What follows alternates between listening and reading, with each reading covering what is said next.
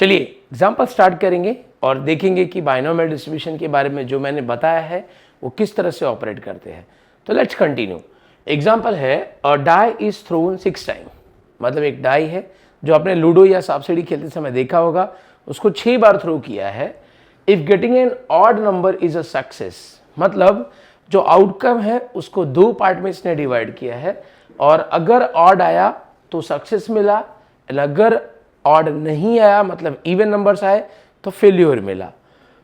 Find the probability of 5 success, मतलब 6 attempt जो किया है उसमें से 5 सक्सेस मिलेगा, मीन्स 5 बार उसको ऑड नंबर मिलेगा, ऐसा उसकी प्रोबेबिलिटी बताना है।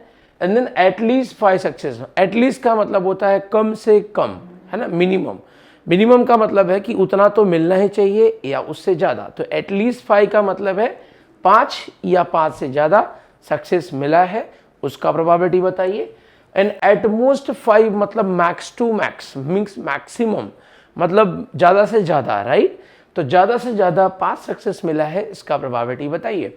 तो अगर आप क्वेश्चन रीड करो, जो डाई थ्रो है एक इवेंट है, राइट, मतलब इवेंट का सिर्फ 2 ही आउटकम यहाँ पे दिख रहा है as per the question, because अगर डाई को थ्रो करोगे तो 6 आउटकम आएगा। तो लोग ऐसा कंफ्यूज होते हैं, भाई 6 आउटकम है तो बाइनोमियल कैसे हुआ?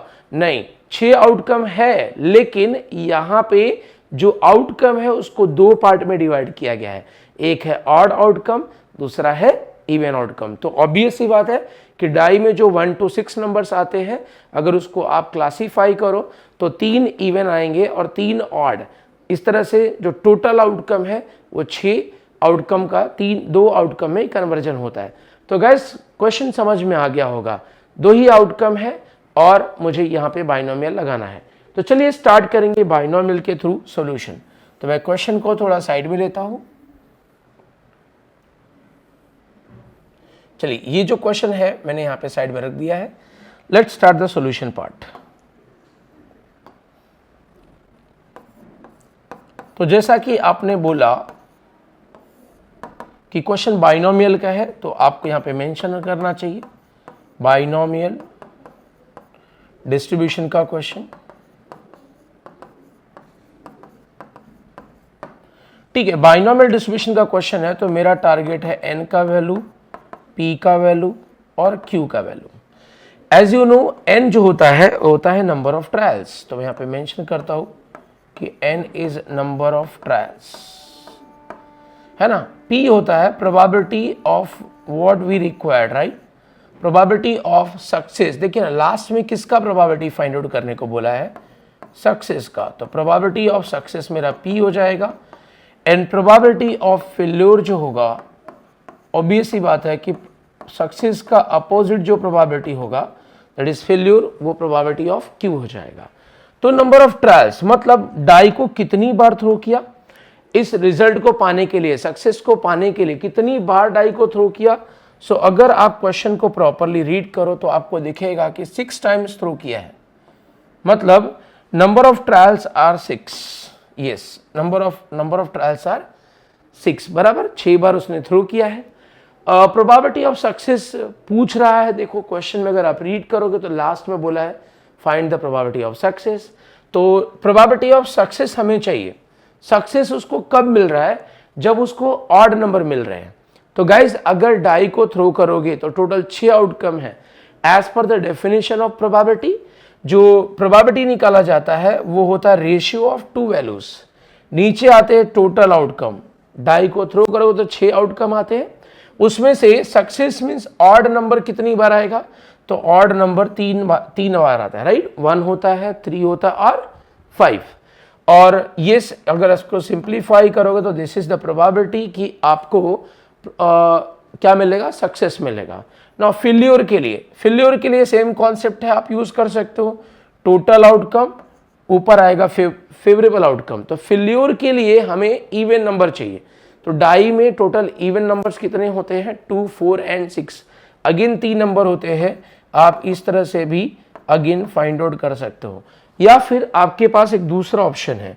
दूसरा ऑप्शन क्या है कि आप यहाँ पे बाइनोमियल का एक प्रॉपर्टी यूज कर लो। वी नो कि P plus Q binomial distribution में होता है 1, सो यहाँ से मैं बोल सकता हूँ कि Q का वैल्यू 1 माइनस पी हो जाएगा, तो Q का वैल्यू हो गया 1 माइनस पी। तो गैस 1 माइनस अगर आप P करते हो तो भी आपको Q का वैल्यू मिल जाएगा। जैसे ही आपको P का वैल्यू मिला, सॉरी NPQ का वैल्यू मिला, आपका नेक्स्ट टारगेट होना चाहिए फॉर्मूला, राइट। तो प्रोबेबिलिटी का फॉर्मूला मैं बनाता हूँ। बाइनोमियल में प्रोबेबिलिटी का फॉर्मूला क्या था? फॉर्मूला था NCX P raise to X Q raise to N minus X, ये और नो याद है? चलिए इसमें हम लोग फॉर्मूला में वैल्यूज डालेंगे, तो प्रोबेबिलिटी ऑफ X हो जाएगा मेरा, N का वैल्यू है 6 तो CX, P का वैल्यू मेरा है 1/2 रेज टू X हो जाएगा, NQ का वैल्यू अगेन 1/2 है raise to N minus X। देखिए अब ऐसा हर एक क्वेश्चन में तो नहीं होता, बट यहां पे दिख रहा है कि भाई PNQ दोनों के वैल्यू सेम है ना, PNQ दोनों के वैल्यू सेम है, इसलिए यहाँ पे ये प्रॉपर्टी यूज कर सकते हो। आपको मालूम होगा कि अगर दो वैल्यूज मल्टीप्लाई है, दोनों के बेस सेम है, तो पावर का एडिशन कर सकते हो, राइट। तो इस तरह से आप अगर ये प्रॉपर्टी यहाँ पे अप्लाई करते हो तो आंसर क्या हो जाएगा? ये आपका 6CX एज इट इज, ये आपका 1/2 रेज टू, है ना, पहले का पावर x है प्लस दूसरे का पावर 6 माइनस x है, तो ये प्लस x और माइनस x आपका कैंसल हो जाएगा, राइट। तो यहाँ पे सिर्फ बचा है रेज टू 6, तो ये हो जाएगा आपका 6CX 1/2 रेज टू आपका 6। तो ये मिल गया आपको ओरिजिनल प्रोबेबिलिटी का फॉर्मूला, राइट। सो गाइज अगर आपके पास प्रोबेबिलिटी का फॉर्मूला रेडी है, ये आपका प्रोबेबिलिटी का फॉर्मूला रेडी हो गया, राइट। प्रोबेबिलिटी का फॉर्मूला रेडी है, तो उसके नीचे आपको सिर्फ अब x के वैल्यूज डिफाइन करने हैं। तो चलिए मैं यहाँ पे लिखता हूँ कि लेट, ये जो मेरा इस सॉल्यूशन के आगे का पार्ट यहाँ पे लिखता हूँ मैं, लेट x क्या होगा। मतलब मैंने क्या किया, जैसे ही मेरा ये प्रोबेबिलिटी का फॉर्मूला बन गया, अब मैं x को डिफाइन करने वाला हूँ। x ऑलवेज क्या डिफाइन करता है? x ऑलवेज काउंट डिफाइन करता है। किसका काउंट? जिसका हम प्रोबेबिलिटी फाइंड आउट कर रहे हैं। क्वेश्चन में हम किसका प्रोबेबिलिटी फाइंड आउट कर रहे हैं? नंबर ऑफ सक्सेस का, राइट। देखिए ना, 5 सक्सेस 4 सक्सेस जो भी रहे, राइट। तो यहाँ पे 5 सक्सेस का प्रोबेबिलिटी निकालना है, मीन्स नंबर ऑफ सक्सेस का निकालना है। तो x जो होगा वो इंडिकेट करेगा नंबर ऑफ सक्सेस। तो याद रखिए ऑलवेज आपको प्रोबेबिलिटी का फॉर्मूला बनाने के बाद x को डिफाइन करना पड़ेगा। तो गाइज नंबर ऑफ सक्सेस के चांसेस क्या क्या है, ऑल पॉसिबिलिटी को हम यहाँ पे नोटिफाई करेंगे। तो भाई 6 बार वो ट्रायल करने वाला है, तो ऑब्वियस सी बात है कि x की वैल्यूज हो सकता है कि एक भी सक्सेस ना मिले। 6 बार उसने थ्रो किया और एक भी रिजल्ट उसका ऑड नहीं आया, तो 0 सक्सेस। हो सकता है कि 6 में से एक बार ऑड आया हो और बाकी 5 बार क्या आया हो, इवन आया हो, मीन्स एक सक्सेस। वैसे ही आप देखोगे तो 2 3 4 5 एंड मैक्सिमम उसको 6 सक्सेस नसीब होगा, यस और नो। तो गाइस 6 सक्सेस नसीब होने वाला है उसको, ये मैं यहाँ पे बता सकता हूँ इसके थ्रू, राइट।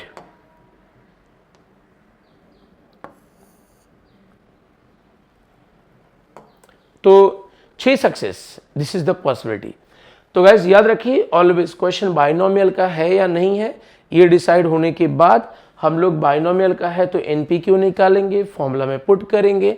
फॉर्मूला अगर सिंप्लीफाई हो रहा है, जैसे यहाँ पे P और Q का वैल्यू सेम था तो सिंप्लीफाई हो गया, मीन्स बेस सेम तो पावर का एडिशन, प्रॉपर्टी यूज करके सिंप्लीफाई करने के बाद तुरंत हमने x के वैल्यू को डिफाइन किया, ठीक है। उसके बाद अब 1 बाय 1 हम प्रोबेबिलिटी निकालने जाएंगे। तो चलिए मैं पहला प्रोबेबिलिटी निकालने जाता हूँ। फर्स्ट मेरा क्या रिक्वायरमेंट है? 5 सक्सेस का प्रोबेबिलिटी। तो मैं यहाँ पे लिखता हूँ फर्स्ट रिक्वायरमेंट है प्रोबेबिलिटी ऑफ 5 सक्सेस, है ना। अगर 5 सक्सेस चाहिए तो एज वी नो कि x अपना है नंबर ऑफ सक्सेस, x क्या है? Number of success. तो अगर 5 सक्सेस चाहिए तो x का वैल्यू 5 हो जाएगा, यस और नो, करेक्ट। तो गाइज x इक्वल टू 5 का प्रोबेबिलिटी चाहिए। मुझे एक बात बताइए, आपके घर पे अगर वेजिटेबल्स नहीं है तो आप कहाँ जाते हो? मेडिकल स्टोर पे जाते हो? एब्सोल्युटली रॉन्ग, है ना भाई गलत बात है। अगर आपको मेडिसिन चाहिए तो मेडिकल पे जाओगे ना, अगर वेजिटेबल चाहिए तो वेजिटेबल की शॉप पे जाना पड़ता है। वैसे ही अगर मुझे प्रोबेबिलिटी चाहिए तो मैं कहाँ जाऊँगा? क्या मैं इनके पास जाऊँगा? नहीं जाऊँगा मैं इनके पास। इनके पास थोड़ी प्रोबेबिलिटी मिलेगा, प्रोबेबिलिटी तो यहाँ मिलेगा, because this is the store of probability, है ना। ये है वो फॉर्मूला जिसके थ्रू आप कोई भी x का प्रोबेबिलिटी कैलकुलेट कर सकते हो। तो x इक्वल टू 5 का चाहिए, तो यहाँ पे आया और मैं यहाँ पे x का वैल्यू 5 डालूंगा। इस फॉर्मूले के अंदर x का वैल्यू 5 डालूंगा तो ये हो जाएगा 6c5, ये आपका 1/2⁶ as it is. So guys आपको मालूम होना चाहिए कॉम्बिनेशन के कुछ रिजल्ट्स होते हैं। अगर NC1 है तो आंसर n होता है, एज यू नो राइट। तो यहाँ पे भी या फिर NC, यहाँ पे ये वैल्यू सेम फॉर्मूला NC(n-1) के लिए भी एप्लीकेबल है। Actually NCR is equals to होता है NCn-R। This is one property of combination, right.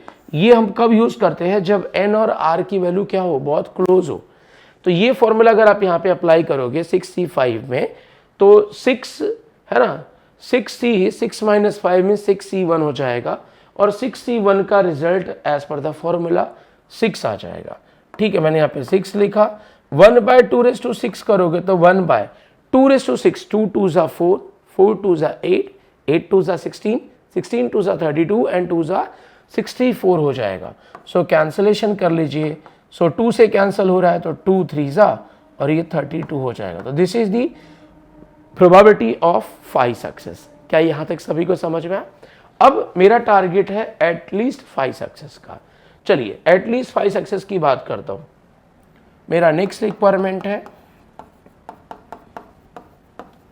At least 5 success का प्रोबेबिलिटी। ठीक है,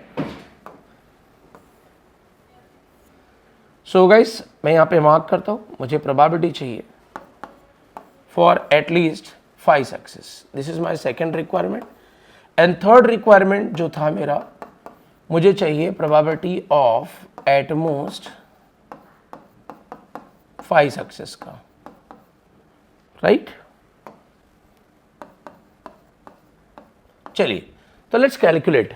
तो गाइस एटलीस्ट 5 मैंने बताया था, एटलीस्ट 5 का मतलब होता है 5 या 5 से ज्यादा, करेक्ट। तो 5 या 5 से ज्यादा x के क्या क्या पॉसिबल वैल्यूज है? x means number of success, है ना। तो नंबर ऑफ सक्सेस 5 हो या 5 से ज्यादा हो, उसमें क्या क्या पॉसिबिलिटीज है? तो गाइस यहाँ पे आ जाइए, x के पास आइए, है ना। x में ये वैल्यूज चेक करिए, इसमें 5 या 5 से ज्यादा, एटलीस्ट का मतलब है 5 या 5 से ज्यादा। तो x में 5 या 5 से ज्यादा कौन कौन से वैल्यूज है?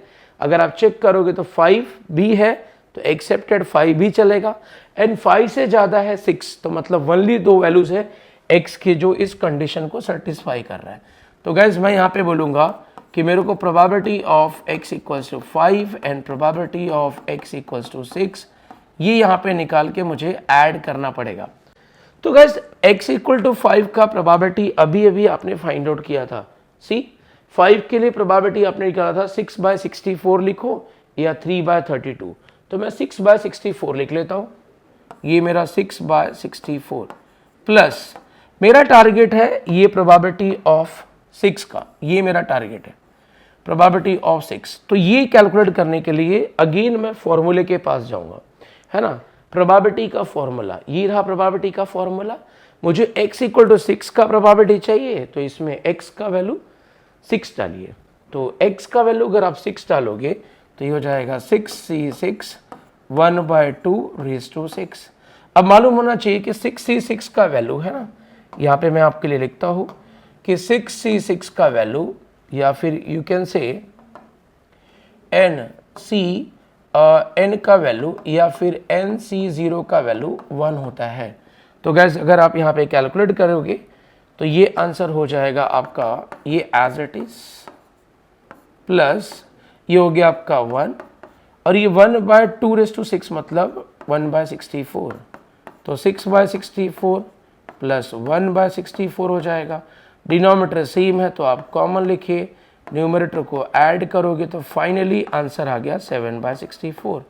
तो गैस अगर आपको एटलीस्ट 5 सक्सेस चाहिए तो this is the answer, right. अब मुझे चाहिए एट मोस्ट 5 सक्सेस का probability, at most. So at most 5 success, at most का मतलब होता है मैक्स टू मैक्स, मतलब मैक्सिमम मुझे 5 सक्सेस चाहिए। तो अगर मैक्सिमम 5 सक्सेस चाहिए मतलब 5 या 5 से कम चलेगा, 5 या 5 से कम चलेगा। तो आइए x के पास, x means number of success, number of success 5 या 5 से कम कितने वैल्यूज है? अगर आप चेक करो 5 या 5 से कम मतलब 5, 4, 3, 2, 1, 0, ये सारे वैल्यूज एटमोस्ट 5 के अंदर आएंगे।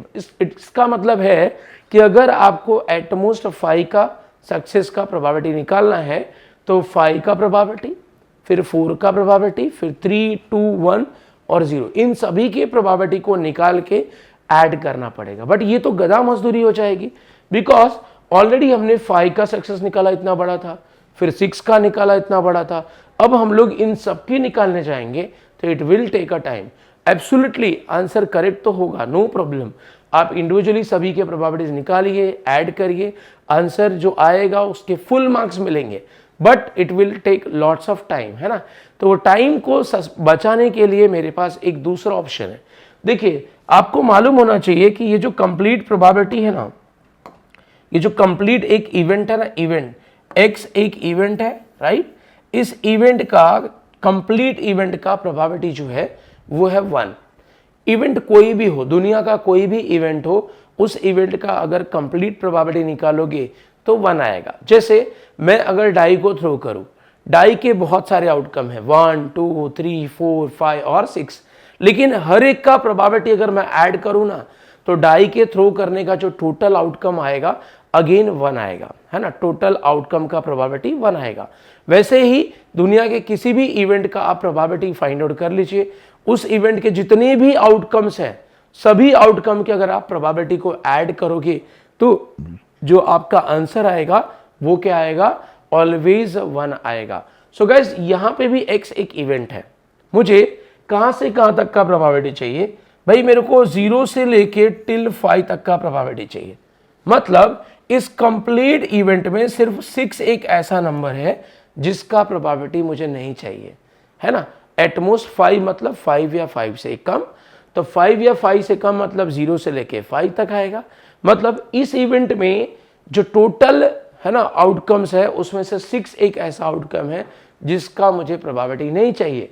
तो सिंपल सी बात है कि आप टोटल इवेंट में से 6 के प्रोबेबिलिटी को सबट्रैक्ट करो तो आपको एटमोस्ट 5 का प्रोबेबिलिटी मिल जाएगा। तो टोटल ऑफ पॉसिबिलिटी क्या था, 1 में से प्रोबेबिलिटी ऑफ अगर मैं 6 निकालूं तो मुझे मिल जाएगा एटमोस्ट 5 सक्सेस का प्रोबेबिलिटी। ये तो वही बात हो गई कि एक क्लासरूम है, क्लासरूम में मेरे पास 3 गर्ल्स है ना, और 97 बॉयज है, मतलब टोटल 100 का काउंट है।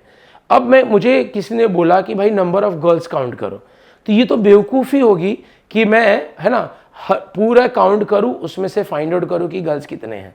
तो मैं सिंपली, मेरे पास 2 ऑप्शन है, पहला कि मैं इंडिविजुअली गर्ल्स को काउंट कर लूं, दूसरा अगर मुझे टोटल बॉयज, है ना, टोटल बॉयज का काउंट पता है उसमें से नंबर ऑफ बॉयज को सबट्रैक्ट कर लूं।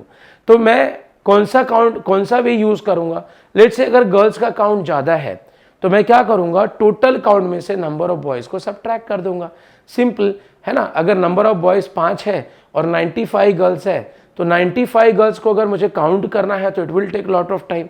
मैं क्या करूंगा, टोटल काउंट में से नंबर ऑफ बॉयज को सबट्रैक्ट करूंगा तो गर्ल्स कितने हैं क्लास में मालूम पड़ जाएगा। लेकिन अगर गर्ल्स का काउंट कम है तो मैं टोटल क्यों कैलकुलेट करना चाहूँ, सिंपली मैं इंडिविजुअली कैलकुलेट कर सकता हूँ। तो वही है, यहाँ पे जो मुझे एटमोस्ट 5 का प्रोबेबिलिटी चाहिए था उसमें 0 से लेके 5 तक इतने सारे मेंबर्स थे, सभी का प्रोबेबिलिटी निकाल के ऐड करने से अच्छा है कि टोटल जो इवेंट है, आउटकम है, उसमें से 6 का नहीं चाहिए था तो 6 का प्रोबेबिलिटी सबट्रैक्ट किया। तो चलिए वैल्यूज पुट कर लेता हूँ। तो 1 माइनस यहाँ पे वैल्यू जो मिला था ये रहा 6 का, तो 6 का हमें प्रोबेबिलिटी मिला था 1/64।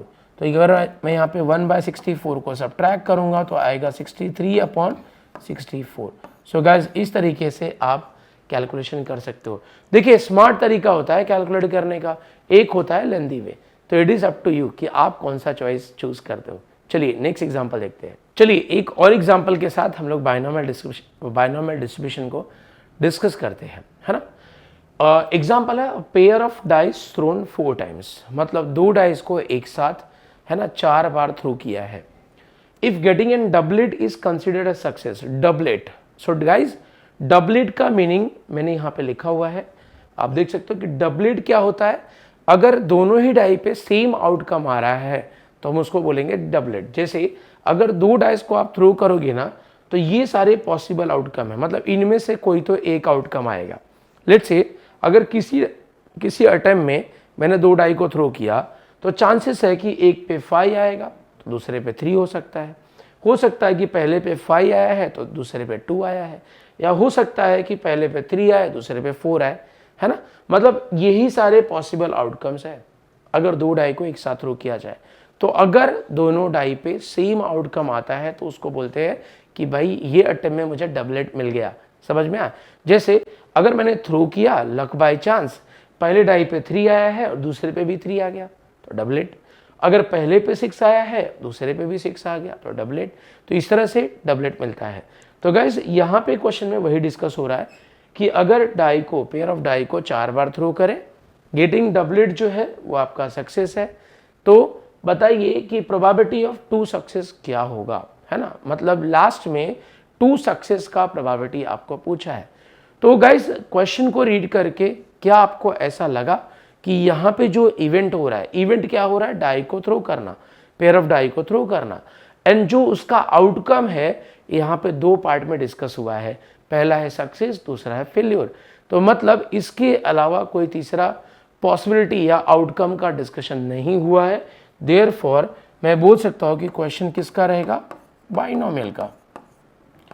तो मैंने यहाँ पे लिखा कि पेयर ऑफ डाई मैं थ्रो कर रहा हूँ, पेयर ऑफ डाई, एंड जो इसका आउटकम है वो 2 पार्ट में डिवाइड किया गया है, पहला है सक्सेस,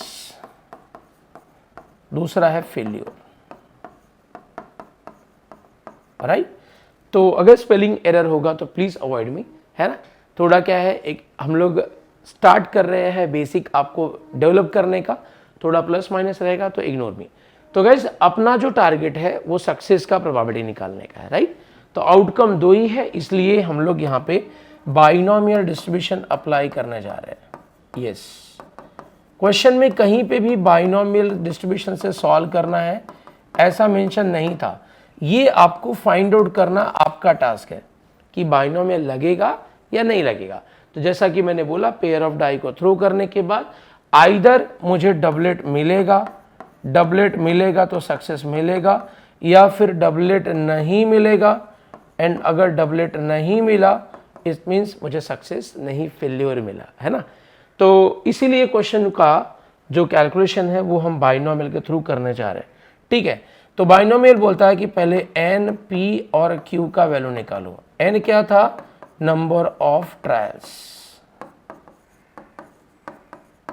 और पी क्या था, आपका प्रोबेबिलिटी ऑफ सक्सेस, है ना, मतलब गेटिंग डबलेट, एंड क्यू था प्रोबेबिलिटी ऑफ, ऑब्वियस है सक्सेस का अपोजिट जो होगा प्रोबेबिलिटी वो होगा आपका क्यू। तो गैस ये कैलकुलेशन आपको यहाँ से क्वेश्चन से फाइंड आउट करना पड़ेगा। तो गैस ये जो उसको 2 सक्सेस चाहिए, लास्ट में जो 2 सक्सेस का प्रोबेबिलिटी चाहिए, कितनी बार अटेम्प्ट करके मिलना चाहिए, 4 अटेम्प्ट किया है उसने, therefore number of trials are 4। तो नंबर ऑफ ट्रायल्स मैंने 4 मार्क कर दिया, करेक्ट। सक्सेस चाहिए, है ना, डबलेट मिला तो सक्सेस मिलेगा। इट मीन्स कि अगर प्रोबेबिलिटी ऑफ सक्सेस चाहिए तो मुझे प्रोबेबिलिटी ऑफ डबलेट निकालना पड़ेगा, I mean probability of getting doublet निकालना पड़ेगा। तो गाइस जैसा कि मैंने आपको यहाँ पे बताया था कि ये सारे पॉसिबल आउटकम्स है, उसमें से अगर मैं डबलेट को मार्क करूँ तो एक यहाँ पे है, एक यहाँ पे है, यहाँ पे है, यहाँ पे है, यहाँ पे और यहाँ पे। आप देख सकते हो कि टोटल 6 पॉसिबल डबलेट्स है आउट ऑफ 36, है ना। ये टोटल आउटकम 36 है, उसमें से 6 पॉसिबल डबलेट है। तो यहाँ पे मैं मार्क करता हूँ कि आउट ऑफ 36, है ना, out of 36 possible doublets are 6, तो 1/6 चांस है कि मुझे, है ना, सक्सेस मिलेगा, आई मीन डबलेट मिलेगा। तो डबलेट नहीं मिलेगा उसका प्रोबेबिलिटी, आई मीन फेल्योर का प्रोबेबिलिटी चाहिए तो 1 माइनस पी कर दो, तो 1 माइनस 1 बाय सक्सेस 6 करोगे तो 5 बाय 6 हो जाएगा। समझ में आया? तो इस तरह से आपको Q का वैल्यू डायरेक्टली मिल जाएगा। आपके पास दूसरा ऑप्शन भी है कि फेल्योर कब कब मिलेगा, जब जब डबलेट नहीं मिलेगा। तो भाई यहाँ पे ये जो 36 आउटकम्स है, इसमें से ये 6 आउटकम निकाल दो, मतलब बाकी के 30 टाइम्स उसको क्या मिल रहा है, फेल्योर मिल रहा है, मीन्स नॉट डबलेट मिल रहा है।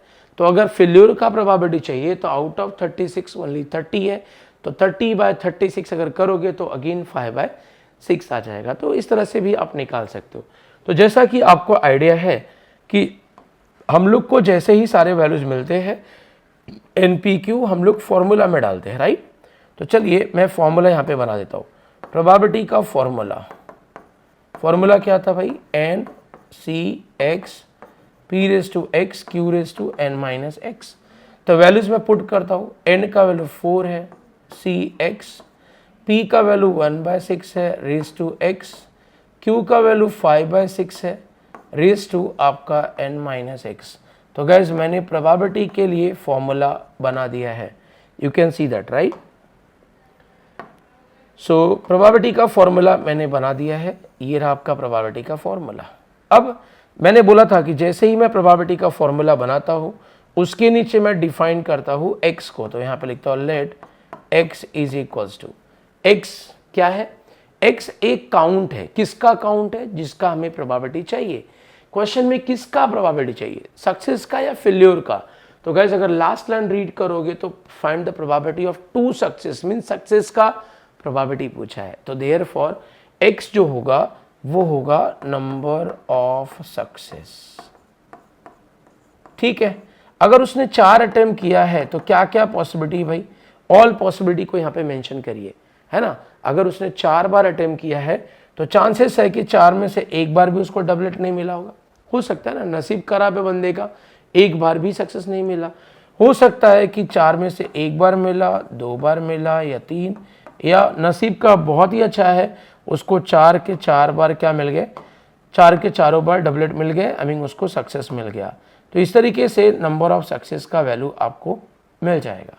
अब आपका रिक्वायरमेंट क्या है, आपका रिक्वायरमेंट है ना, आपका रिक्वायरमेंट है प्रोबेबिलिटी ऑफ 2 सक्सेस। मैं यहाँ पे कैलकुलेट कर देता हूँ। तो प्रोबेबिलिटी चाहिए मुझे 2 सक्सेस का। भाई नंबर ऑफ सक्सेस को मैंने तो x से इंडिकेट किया है, तो number of success means x, तो x 2 सक्सेस मीन्स x का वैल्यू 2 हो जाएगा। तो मुझे अगेन प्रोबेबिलिटी चाहिए। अगर प्रोबेबिलिटी चाहिए तो मैं प्रोबेबिलिटी के फॉर्मूला में जाऊंगा और यहाँ पे x का वैल्यू 2 डालूंगा, क्योंकि x इक्वल टू 2 का प्रोबेबिलिटी चाहिए। तो x का वैल्यू 2 डालोगे तो क्या हो जाएगा, एनी आइडिया। ये हो जाएगा आपका 4c2, फिर हो जाएगा 1/6 रेज टू 2, फिर आपका हो जाएगा ये 5/6 रेज टू 4-2। ये कैलकुलेशन करने पड़ेंगे। चलिए 4c2 का वैल्यू मैं कैलकुलेट कर लेता हूँ। यहाँ पे 4c2, देखिए परम्यूटेशन को कॉम्बिनेशन को कैलकुलेट करने का वे क्या है, ये जो नीचे वाला नंबर है उसको फैक्टोरियल करो, means 2 factorial. 2 factorial means 2 into 1, and ऊपर वाले नंबर को नीचे जितना वैल्यू है उतनी बार ब्रेक करो। मतलब 4 को मैं 2 टाइम्स ब्रेक करूंगा, तो 4 ये पहली बार हो गया, एक बार ब्रेक और करूंगा तो दूसरी बार हो जाएगा, 2 ही बार ब्रेक करना था। अब यहाँ पे कैंसिलेशन वगैरह करके कैलकुलेट कर लो। जैसे 2 2 4, तो 2 3 अगर आप कैलकुलेट करते हो तो आपको 6 आ जाएगा। तो ये मिला आपको 4c2 का वैल्यू। तो चलिए ये वैल्यू मिला है आपको 6, मैं यहाँ पे पुट करता हूँ। तो ये 4c2 हो गया 6 इंटू ये आपका 1/6 का स्क्वायर मीन्स 36 हो जाएगा, इंटू 5/6 का स्क्वायर, तो 5 का स्क्वायर 6 का स्क्वायर। अगर आप कैंसिलेशन कर रहे हो तो यहाँ पे भी कैंसिलेशन पॉसिबल है, 6 1 6 6 राइट। तो गैस यहाँ पे अगर आप मल्टीप्लाई करते हो तो ये हो जाएगा आपका 25, है ना, ऊपर वाला ऊपर से मल्टीप्लाई होगा, 25 इंटू 1 मीन्स 25, और 6 इंटू 36 करोगे तो 216 आ जाएगा। So this is your answer for 2 success. Am I clear to all of you. तो गैस कैलकुलेशन कितना ईजी है अगर आप अच्छे से सुनो तो, है ना। तो yes, process and calculation is very important. चलिए एक और एग्जाम्पल देखेंगे। चलिए स्टार्ट करते हैं एक और एग्जाम्पल, है ना। एग्जाम्पल है on a multiple choice examination with 3 possible answers by each of the for each of the 5 question. What is the probability that a candidate would get 4 or more correct answers just by guessing? तो gas question को read करके क्या समझ में आया कि कोई एक एग्जामिनेशन हो रहा है मल्टीपल चॉइस बेस, उसमें 5 क्वेश्चन आने वाले हैं। अब जनरली अगर आपने देखा हो, देखो यहाँ पे आपको ट्विस्ट किया है, राइट। अगर आपने जनरली ऑब्जर्व किया हो, जब भी आप एमसीक्यूज का पेपर देते हो तो उसमें 4 ऑप्शंस होते हैं। ये अक्सर ना कोरोना के टाइम में हुआ था, एमसीक्यूज वाले पेपर है ना, उसमें कभी भी किसी क्वेश्चन के 4 आउटकम्स थे, आई मीन 4 रिजल्ट थे, उसमें से एक राइट होता था और बाकी सब क्या होते थे, रॉन्ग। तो वैसे ही यहाँ पे भी बोला है कि कोई एमसीक्यूज टाइप का एग्जाम हो रहा है, उसमें 5 क्वेश्चन आने वाले हैं और हर क्वेश्चन के लिए यहाँ पे 3 पॉसिबल आंसर्स दिया है। मतलब 4 की जगह पे अब 3 ऑप्शंस है, मीन्स ए, बी और सी है, डी नहीं है, राइट। तो इस तरह से 5 क्वेश्चन है और हर क्वेश्चन के 3 पॉसिबल आंसर है। तो ऐसा तो आपको पता ही होगा कि भाई वो 3 पॉसिबल आंसर जो दिए हैं उसमें से एक करेक्ट होगा और 2 करेक्ट नहीं होगा, राइट ना। भाई एमसीक्यूज में क्या होता है, एक करेक्ट होता है, बाकी का आंसर नॉट करेक्ट होता है। तो बोल रहा है कि what is the probability that a candidate would get 4 और more correct answers just by गेसिंग। मतलब वो बंदा अपने जैसा ही है, बंदे ने पढ़ाई कुछ नहीं की है, गेस करने वाला है, तुक्का मारने वाला है। तुक्का मारने वाला है तो रैंडमली किसी को भी सेलेक्ट कर सकता है। मतलब एवरी क्वेश्चन के जो पॉसिबल ऑप्शंस है वो सेलेक्ट होने के इक्वल चांसेस है। Am I correct? अगर उसको थोड़ा भी पढ़ा लिखा होता, गेस नहीं करता, तो चांसेस था कि वो कुछ ऑप्शंस को एलिमिनेट कर लेता, है ना।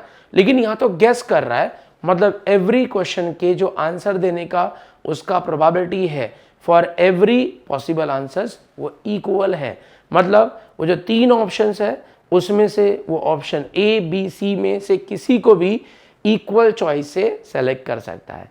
तो बोल रहा है कि अगर जस्ट बाय गेसिंग आंसर दे तो 4 या 4 से ज़्यादा करेक्ट आंसर्स देगा, उसका प्रोबेबिलिटी निकालिए। तो गैस क्वेश्चन में डिस्कशन था एग्जाम का, एग्जाम में जो क्वेश्चंस है उनके आंसर देना है।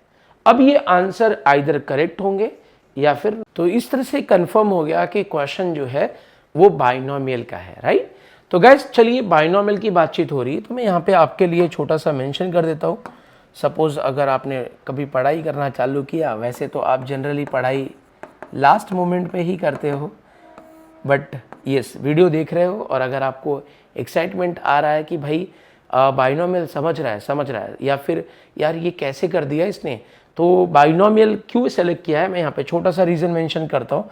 ये आपके सॉल्यूशन का पार्ट नहीं है, ये आपके अंडरस्टैंडिंग के लिए मेंशन कर रहा हूँ। मैंने कहा कि जो एमसीक्यूज एग्जाम हो रहा है, राइट, एमसीक्यूज एग्जाम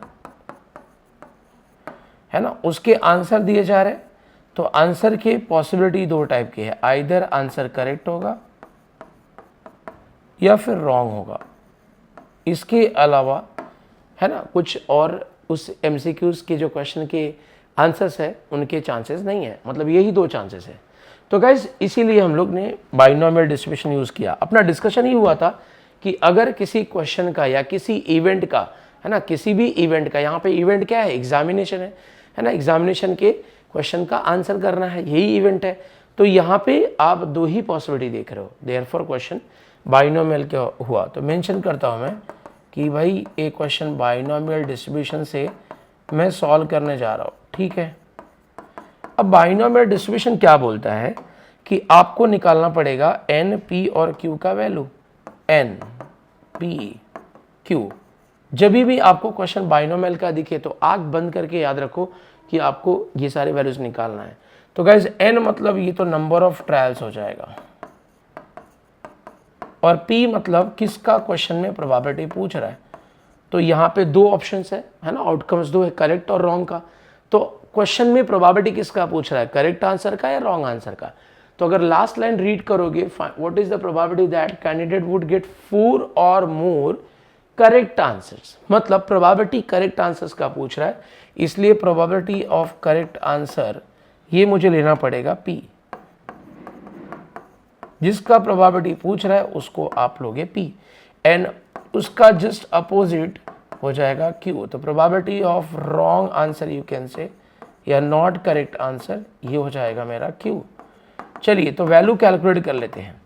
अब ट्रायल कितनी बार कर रहा है भाई, कितने क्वेश्चन पे ये गेसिंग करने वाला है, 5 क्वेश्चन पे गेसिंग करने वाला है, तो नंबर ऑफ ट्रायल्स आर 5, बरोबर ना, 5 क्वेश्चन पे ट्रायल करने वाला था वो, तो नंबर ऑफ है ना अटेम्प्ट्स कितने हैं, ट्रायल्स कितने हैं, 5। अब प्रोबेबिलिटी चाहिए, तो गाइस ये जो 3 पॉसिबल आंसर दिया है उसमें से एक ही करेक्ट होगा, है ना। अगर किसी भी एमसीक्यूज में ऑप्शंस दिया होता है तो उसमें से एक ही करेक्ट होता है, बाकी के जो ऑप्शंस होते हैं वो रॉन्ग होते हैं। भाई केबीसी भी देखा होगा आपने, केबीसी भी क्या था, एक एमसीक्यूज टाइप का ही क्वेश्चन आता था वहाँ पे, है ना। हर वहाँ पे जो क्या बोलते हैं पार्टिसिपेंट होते थे, अमिताभ बच्चन के सामने जो बैठते थे, वो ऑलवेज एक ही आंसर देते थे। अब वो आंसर छोड़ के बाकी, है ना, एक करेक्ट आंसर छोड़ के बाकी सब क्या हो जाते हैं, रॉन्ग। तो यहाँ पे भी वही सिनारियो है, अगर आपको टोटल 3 पॉसिबल आंसर्स दिया है तो उसमें से करेक्ट वाले एक रहेंगे एंड रॉन्ग वाले 2 रहेंगे। सो आउट ऑफ 3 अगर एक करेक्ट है तो 1/3, है ना, एंड अगर आउट ऑफ 3 2 रॉन्ग है तो 2/3। तो इस तरह से आपको प्रोबेबिलिटी मिल गया। चलिए प्रोबेबिलिटी मिल गया है तो आप फॉर्मूले में पुट कर दीजिए। तो पहले मैं प्रोबेबिलिटी का फॉर्मूला लिखता हूँ। Probability of x equals to x is equals to होता है NCx p raise to x q raise to n minus x। तो वैल्यूज पुट कर लीजिए। n मतलब नंबर ऑफ ट्रायल्स, तो 5 थे, 5cx। p का वैल्यू है 1/3 रेज टू आपका x, q का वैल्यू है 2/3 raise to n minus x। तो इस तरह से आपने इस प्रोबेबिलिटी के फॉर्मूले में आपने n, p और q इन सब के वैल्यूज़ को पुट कर दिया है ना। उसके बाद मैंने आपको बोला था कि तुरंत आप यहाँ पे x वैल्यू को डिफाइन करिए। तो x क्या था भाई, अगर आपको याद हो तो x था काउंट। ऑलवेज याद रखो x नंबर रिप्रेजेंट करता है, काउंट रिप्रेजेंट करता है किसका, जिसका प्रोबेबिलिटी हम फाइंड कर रहे हैं। हम प्रोबेबिलिटी करेक्ट आंसर्स का फाइंड आउट कर रहे हैं, मतलब 5 क्वेश्चन जो अटेम्प्ट किया है उसमें से कितने करेक्ट आंसर्स दिया है इसका प्रोबेबिलिटी हम फाइंड कर रहे हैं। तो x जो होगा वो number of correct answer means count of correct answer बताएगा, करेक्ट आंसर। तो चलिए अब उसने ट्रायल कितने पे किया था, 5 क्वेश्चन पे किया था, तो हो सकता है कि 5 में से एक भी करेक्ट ना हो, गेसिंग ही कर रहा है ना, तुक्का ही मार रहा है, सारे तुक्का गलत लग गए, सारे मटके गलत लग गए, मतलब 0 उसको क्या मिलेगा, करेक्ट आंसर्स। हो सकता है कि एक तुक्का सही बैठ गया, एक मटका उसका सही लग गया, हो सकता है कि 2 पे सही लगा हो, 3 पे लगा हो, 4 पे लगा हो, 5 के 5 क्वेश्चन का भी करेक्ट होने का चांसेस है। भाई तुक्का ही लगा रहा है ना, हो सकता है कि वो तुक्का सभी के बराबर लगा दिया हो। तो इस तरह से मैं बोल सकता हूँ कि चांसेस है कि मैक्सिमम उसको 5 के 5 करेक्ट आंसर मिल जाएंगे। अब मुझे क्वेश्चन में किसका प्रोबेबिलिटी निकालने को बोल रहा है, अगर मैं चेक करूं तो क्वेश्चन में मुझे जो प्रोबेबिलिटी निकालने को बोल रहा है वो 4 और मोर करेक्ट आंसर्स का प्रोबेबिलिटी निकालने को बोल रहा है। ठीक है, तो मैं यहां पे आता हूं 4 और मोर का प्रोबेबिलिटी निकालने। चलिए स्टार्ट करते हैं। मुझे प्रोबेबिलिटी चाहिए 4 और मोर करेक्ट आंसर्स का, राइट। अब आपको भी मालूम है कि 4 और मोर मतलब 4 या 4 से ज़्यादा, ये वैल्यूज मुझे चाहिए, है ना। 4 और मोर का मतलब होता है 4 या 4 से ज़्यादा। करेक्ट आंसर मतलब x के values, right. Number of correct answer मतलब x के वैल्यूज। तो 4 या 4 से ज़्यादा x के कौन कौन से वैल्यूज है, अगर आप x के वैल्यूज को ऑब्जर्व करोगे तो सिर्फ 2 ही वैल्यू ऐसे है जो 4 है या 4 से ज़्यादा है, जैसे 4 एंड 5। भाई 0, 1, 2, 3 क्या ये 4 या 4 से ज़्यादा है, नहीं है। तो 4 और या 4 से ज़्यादा कौन है, 4 एंड 5। तो only probability of x equals to 4 and probability for x equals to 5, ये 2 आएंगे। तो मैं इन दोनों का प्रोबेबिलिटी निकालने जा रहा हूँ, ठीक है। तो चलिए स्टार्ट करता हूँ। 5 एंड 4 दोनों का चाहिए, प्रोबेबिलिटी चाहिए, 1 बाय 1 करो। 4 का चाहिए तो इसमें x का लो 4 डालो, अगर 5 का चाहिए तो x का वैल्यू 5 डालना पड़ेगा। तो पहले मैं 4 का निकालता हूँ, तो क्या हो जाएगा 5c4, फिर आपका ये 1/3 रेज टू 4, फिर आपका आएगा 2/3 रेज टू 5 माइनस 4 प्लस 5 का चाहिए तो x का लो यहाँ पे 5 डालो, इस फॉर्मूले में x का लो 5 डाला तो 5c5 1/3 2/3 -5 मैंने जहाँ पे भी x थे वहाँ पे 5 डाल दिया। नाउ फाइनल कैलकुलेशन कर लेते हैं। 5c4 का वैल्यू 5 हो जाएगा। मैंने बताया था कि nCn-1 हो या nC1 हो, इनके आंसर n होते हैं, राइट, रिमेंबर। तो गाइज यहाँ पे 5c4 जो है वो इस क्राइटेरिया को सेटिस्फाई कर रहा है। देखो ना, 5 - 1 क्या था 4, आंसर आ जाएगा n मीन्स 5। ये 1/3 है, ये 1/3 मतलब 3/4 मीन्स 81 हो जाएगा, ये n2 है ना। 2/3 तो 2/3 ही रहेगा। फिर आपका ये प्लस, ये हो गया मेरा इसका कैलकुलेशन, प्लस 5c5 आपको मालूम होना चाहिए कि nCn या फिर nC0 वैल्यू 1 होता है, तो ये हो गया आपका 1। ये 1/3 3/5 करोगे तो 243 आ जाएगा। फिर इनटू एनीथिंग रेज़ टू 0, देखो ना 5 - 5 मीन 0, तो anything raise to 0 is 1। Now just simplify कर लीजिए। तो गैस अगर मैं सिंप्लीफाई करूँ तो यहाँ पे है 5 2 10, 10 अपॉन ये 81 इंटू 3 किया तो 243 आ जाएगा, प्लस आपका ये 1 into 1 into 1 is 1 upon 243। So finally अगर आप कैलकुलेट करो तो ये हो जाएगा 11 upon 243। So this is your last answer. समझ में आया? तो कैलकुलेशन बहुत ही सिंपल है, प्रोसेस एकदम क्लियर है। प्रोसेस के बारे में क्या चीज़ें हैं याद रखिए। अगर बाइनोमियल है तो NP/Q का वैल्यू फॉर्मूला बनाइए, x को डिफाइन करिए, रिक्वायर्ड प्रोबेबिलिटी फाइंड करो। ऑलवेज यही वे आपको यूज करना चाहिए। This is the best way of representation. I hope समझ में आया। चलिए स्टार्ट करेंगे एक और एग्जाम्पल। देखिए एग्जाम्पल, मैं ऑल टाइप ऑफ एग्जाम्पल्स को कवर कर रहा हूँ बाइनोमियल का। अगर आप इतना भी अच्छे से समझते हो तो आगे की जर्नी आपकी बहुत सिंपल होने वाली है।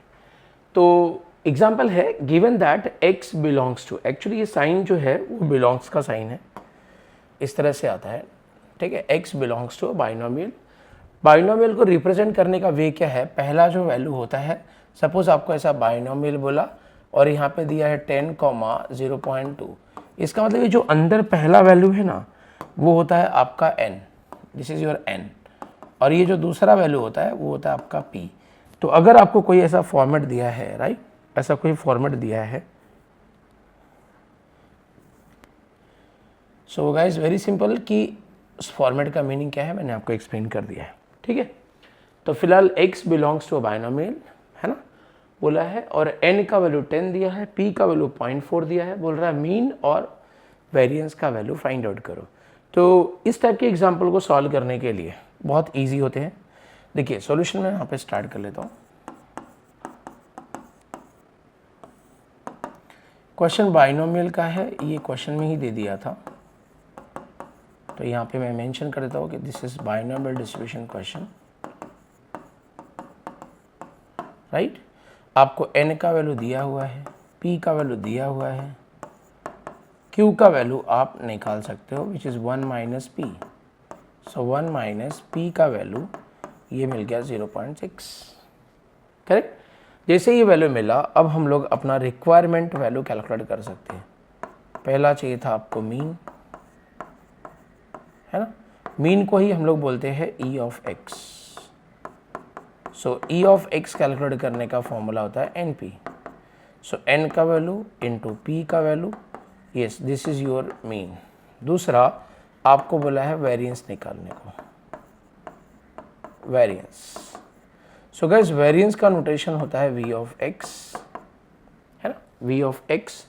फॉर्मूला इसका होता है for binomial n into p into q। So n का वैल्यू इंटू p का वैल्यू इंटू q का वैल्यू मल्टीप्लाई करोगे तो ये 2.4 हो जाएगा। तो इस तरह से आपको मीन, वेरिएंस, इवन आपको इस क्वेश्चन में स्टैंडर्ड डेविएशन भी वो पूछ सकता था। मतलब अगर आपको बोलता कि स्टैंडर्ड डेविएशन निकालो, स्टैंडर्ड डेविएशन शॉर्ट में है ना SD लिखते हैं, और नोटेशन सिग्मा होता है, जैसे वेरिएंस का नोटेशन सिग्मा स्क्वायर होता है, स्टैंडर्ड डेविएशन का सिग्मा हो जाएगा विच इज़ रूट ओवर होता है वेरिएंस। तो रूट ओवर आप वेरिएंस का वैल्यू करोगे तो स्टैंडर्ड डेविएशन भी मिल जाता है। तो इस टाइप के क्वेश्चंस में आपको ऐसे ही दिया रहेगा, आइदर आपको मीन दिया रहेगा, फिर एन दिया रहेगा, बोलेगा पी का वैल्यू निकालो, तो मीन मतलब एनपी का वैल्यू दिया रहेगा, एन का वैल्यू दिया रहेगा, तो यू कैन कैलकुलेट पी, है ना। पी मिला तो क्यू मिल जाएगा, क्यू मिला तो वेरिएंस मिल जाएगा। तो इस टाइप के क्वेश्चंस आपको आपके पेपर में आ सकते हैं। आई होप ये कैलकुलेशन सभी को समझ में आया, राइट।